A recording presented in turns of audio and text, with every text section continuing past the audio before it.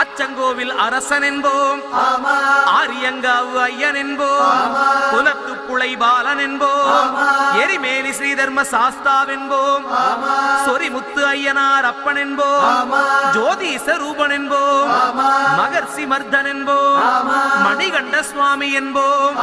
சுகுணவிலாசன் என்போம், சுந்தர ரூபன் என்போம், ஜாதி மத பேதமில்லா கடவுளாம், சத்திய வடிவான தெய்வமாம், ஆபத்தில் காப்பவனாம், அன்னதான பிரபுவாம், உலகத்தின் முப்பற்ற தெய்வமாம், சோதனைகள் செய்வானாம் ஆனா கைவிட மாட்டானாம். அப்படிப்பட்ட சாமி ரொம்ப சிறுசையா,